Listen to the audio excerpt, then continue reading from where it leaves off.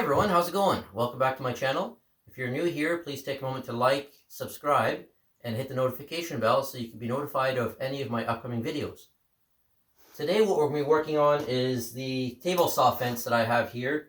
It's an old table saw that I refurbished. The fence is good, it's true, it works well. I've added a router insert on the side of the table saw where I had space between the rails. And this is really great. It's a great space saver. If you haven't done so already, I'd recommend doing it. One limitation to this though is I don't have a fence for my router. So what I'm going to do is turn this old fence into this multifunction fence that I could use for my router as well as my table saw and add jigs to it later on as I need to. Let's get started. So what I want to do here is take these long sections of hardwood flooring that I cleaned up somewhat. I still have to cut the edges down and sandwich my table saw fence. I'm going to have one piece of wood on the blade side and two pieces of wood on the router side, which will give me the depth that I need in order to not hit the actual metal fence itself. So what I'm going to do is when I slide it over, I'm going to cut out an arch right here, right where the router bit is going to be. So I could slide this over and have it sitting halfway over my router bit so I could safely run boards through here. And the hole itself is 1 3/4 inch in diameter. So I'll make the same size hole here in the boards because I know I'm not going to have a router bit larger than that. And if I do, then I'll have to modify this tabletop. So I'll modify this fence here at the same time. So 1 3/4 inch is going to give me the clearance that I need. So let's get going. So the first thing I want to do is swap out my table saw insert to use the one with my built-in riving knife. This is an older table saw. It doesn't have a setup that allows that. So I went ahead and made an insert with a knife in there. And I feel much safer using that table saw with this in place. I would never use a table saw without one of these now. So what I want to do is just take off the tongue and groove here on the flooring. So I'll start off with the groove part because the tongue, sorry, I'll start off cutting off the tongue because the groove part is easier to use as a guide. And I want to make sure I have enough clearance behind the saw so when I run my wood through, I don't catch anything. Again, I've got my riving knife at the back to make this cut safer, and I am using a push stick here. Another safety thing I'm going to put in place here, I 3D printed a feather board. I think these are called hedgehog feather boards, I believe. So I'm going to put that in place here. Just have a bit of extra, a little bit more safety.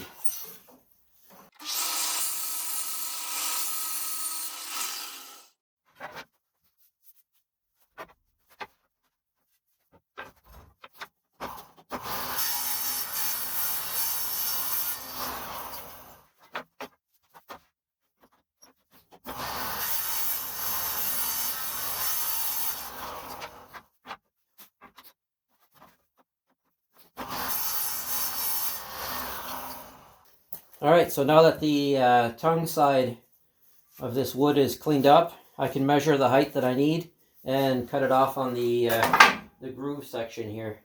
What I'd like to do, or what I'm going to do, is cut these pieces down to the height of my fence and then have a wider piece sitting on top that I could use to screw into or nail into the vertical pieces. So I just got to measure the fence and cut the pieces, and I will cut them just a little bit shorter because I want them to sit just a bit above the table saw table. So I'll cut one, I'll make sure it fits, and then I'll cut the other three.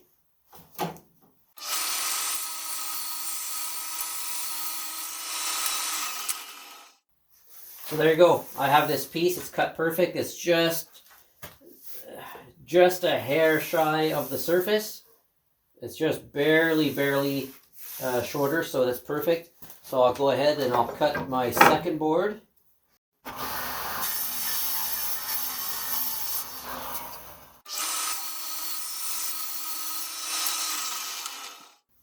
Alright, so now we have our three pieces here that I'm going to sandwich on the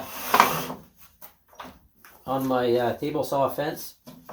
I have the two on this side, which is going to be used for the router table, and the one here that's going to be used still for along the fence.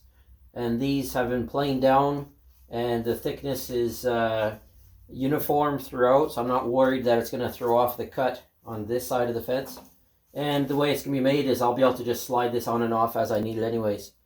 So one thing I want to do now is mark the length that I need on these. For the router, I don't need it to be really long. What I might do, I'm going to have it just to the edge of my bar down here. There, I'll cut the tongue groove off the end. And then the length here, I'll leave it the length of the my fence on my table saw. So I'll grab my table saw sled and we'll go ahead and do that.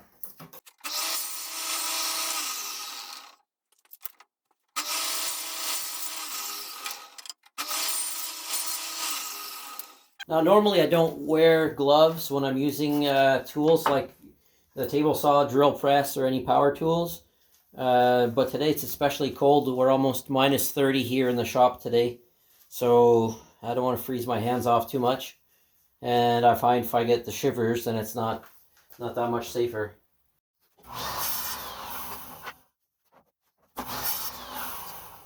Alright, so we have the three side pieces cut.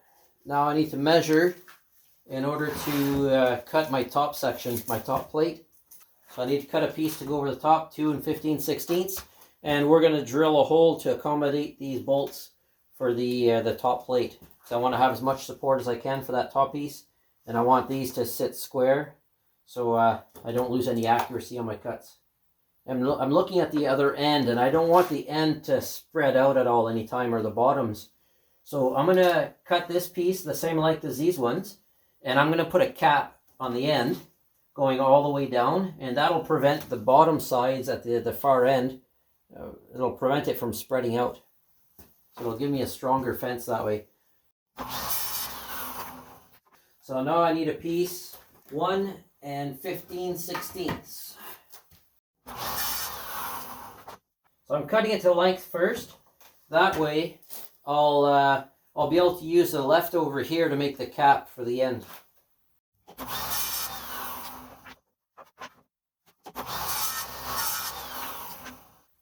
There, perfect. Alright, so now what we need to do, we have our three side pieces.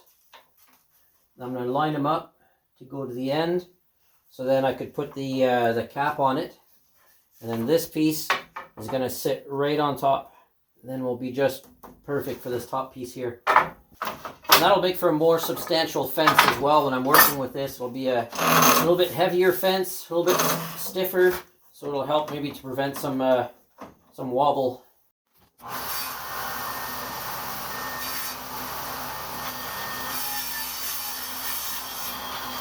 Alright, so we have the tongue and the groove cut off the board here.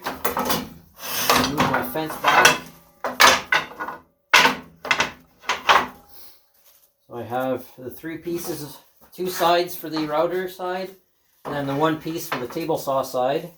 And then that piece there fits just perfect on top. We'll be able to put this on, and it'll give you a nice substantial fence, or I'll even be able to put a T-slot on here if I need for any jigs or anything I want to add to this.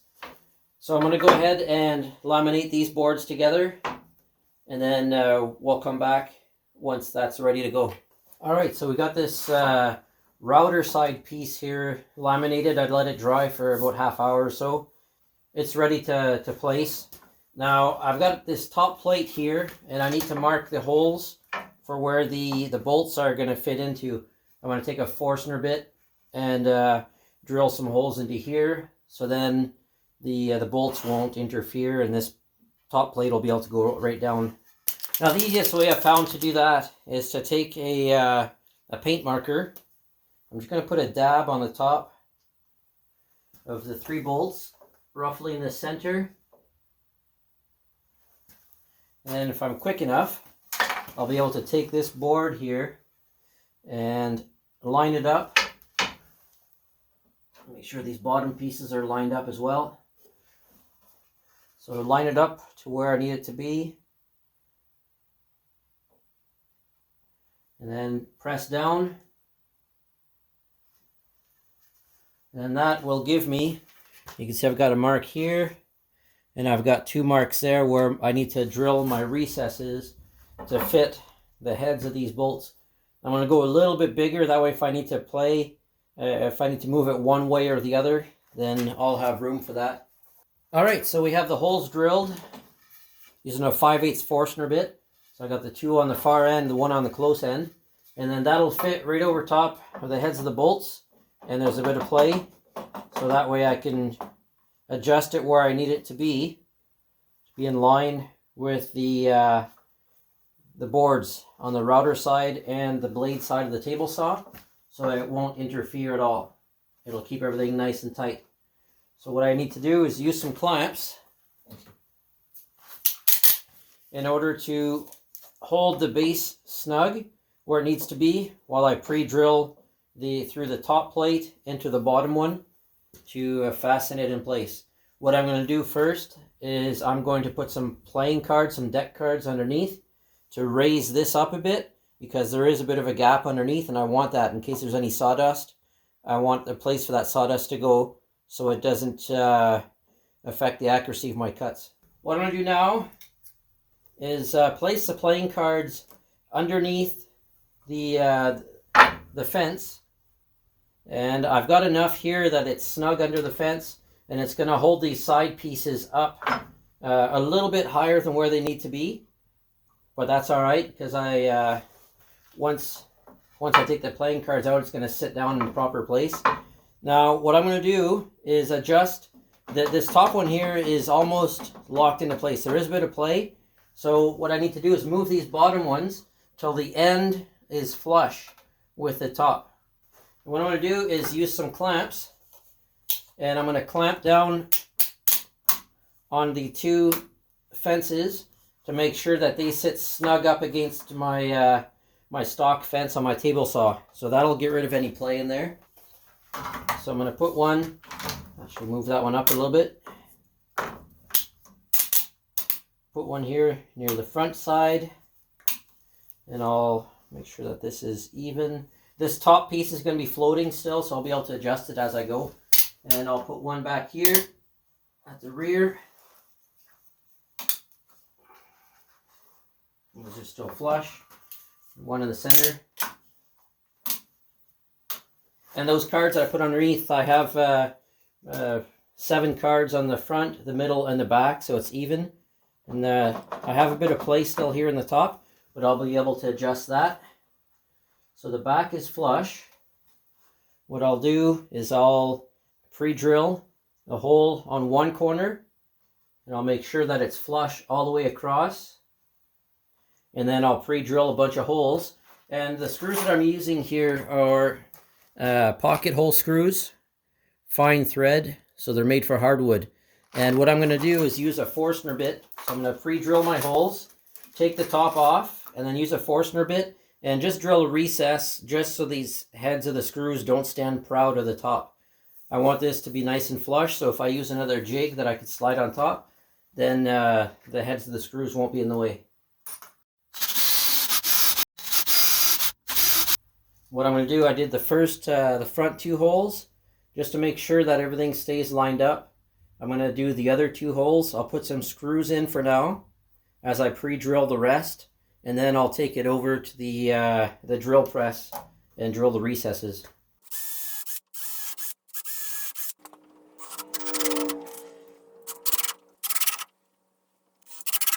So we have the both ends locked down, so this shouldn't move anymore. So then I'll be able to pre-drill the other holes. And again, because we're close to where the router bit's going to be working here, I'm going to just make sure I hit the inside board on this end here.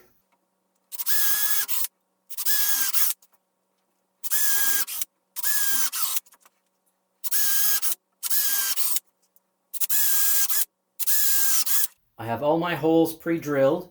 So I'll take this top off now and I'll bring it over to the drill press, and I'll just use my Forstner bits to drill a small recess just to make sure that these screw heads don't stick out too far. Alright, so we drilled all the recesses for the screws with a Forstner bit to make sure that they don't stick proud of the top here.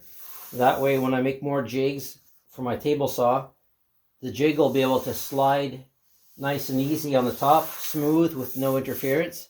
Remove the cards on the bottom. All we need to do now is make the cap for the end, and I'm going to drill out the recess here for the router. So you can see here, this is nice and snug. This will work quite well. I checked it and I referenced it to the slot on my table saw, and the fence is square to that slot and square to the blade. So I could still use this as a guide to cut with the table saw. It's nice and straight and true to the original fence. So what we need to do now is remove this, and it fits nice and snug. So there's not too much play on that, or no play at all. Here's the piece that was left over from cutting the top. So what I'll do is I'll just make sure that I cut it to the right length. And that'll act as a reference as well. When I put this on, I'll have the holes from the screws, the bolts on the underside of this, and as well the cap. So when I pull it back, I know that it's going to be in place every time and the same every time. Alright, so then I'll pre-drill and screw that in. And this time I don't need to do the recesses for the ends. There'll be nothing going on the end there that the head of the screws will be in the way. One thing looking at this that I'm going to do is I'm going to make sure that this end piece is narrower than the outside edges. That way there's no chance of it catching as the wood goes by. So I'll take it over to my disc and belt sander, and I'll just sand off just a hair off the width. Perfect. Okay, so I'll pre-drill that and we'll put that in place. Again, I want to have it just a bit lower than the top, and a bit skinnier than the edges, just so it doesn't interfere with any of my jigs. I'm going to put the first screw in just loosely to hold it in place while I put the rest in.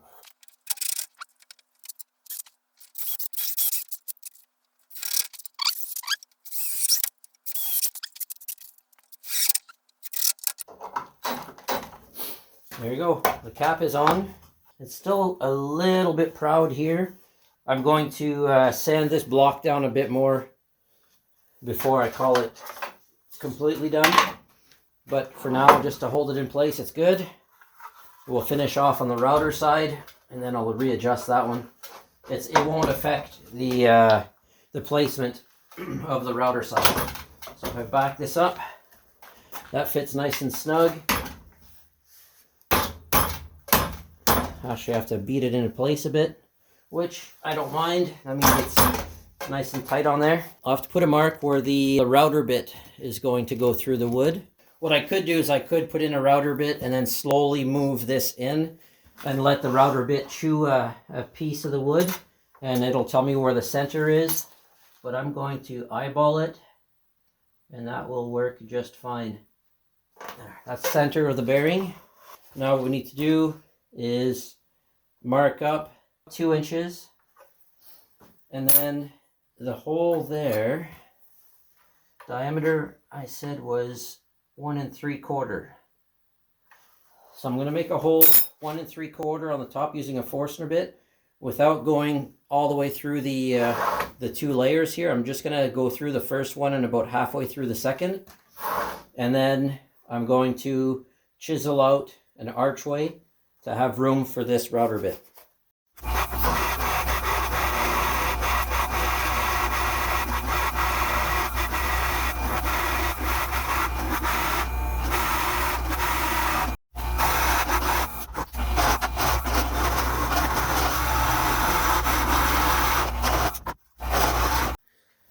Alright, so we've got our recess cut out here in the fence.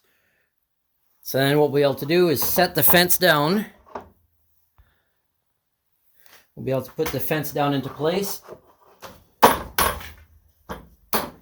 Make sure it's where it needs to be.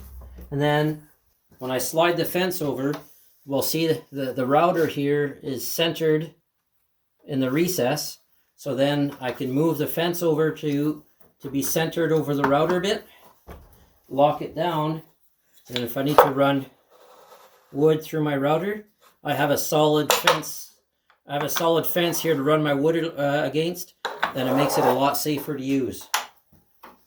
Previously, what I would do is I would take the piece of wood by hand and run it through, but that puts my fingers quite close to the router. This way here, it makes it safer, and I could even make a jig to hold this and slide it through as I go along, as I move it. All that's left to do now is put a coat of wax on it to make everything nice and slick, and she'll be good to go. Well, thanks a lot for taking the time to watch my video. I really appreciate it. Hopefully you found this video entertaining and informative, and maybe it gave you some ideas on how to improve your table saw or router table. If you haven't done so already, please like and subscribe and hit the notification bell so you can be notified of any of my upcoming videos. If you have any questions or comments, leave those down below and I'll be sure to answer. We'll see you on the next one.